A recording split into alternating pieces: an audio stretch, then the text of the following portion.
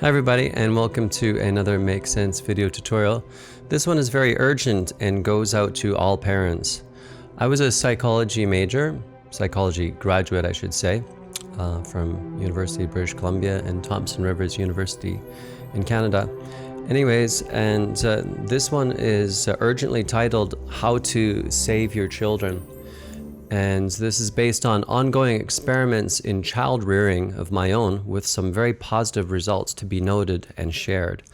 I'd become concerned about the development of my boys on some levels, and I judge things based on feelings.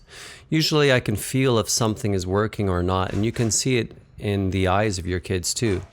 The attentiveness, conscientiousness, presence, happiness, etc. Well, the routines of video games, PC games, smartphone games, endless TV needed to be restricted. Cable TV is gone. Seriously, people ought to be paid for sitting there and absorbing hours of those commercials. Ain't that the truth? Next, with all the electric games gone, an interesting thing happened. The boys seem to suddenly revert to healthy young kids again, and a definite improvement in healthy energy is observed. Not the look of zombification from hours spent in some mind-zapping video game. The boys took up old traditional one-on-one games with a passion. They go outside much more of the time. They're constantly imagining and making up games. And lastly, the spoken word seems to be valued once more. Ears perk up. There's an interest in hearing stories again. That timeless old tradition. No doubt the gadgets are amazing tools if used constructively.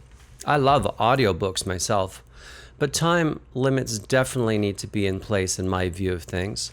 I let my boys do an hour or so, and there could be exceptions for communicating with friends perhaps, but I almost believe there be a sneaky corporate strategy going on in getting kids alone in their rooms, isolated, detached, and dehumanized.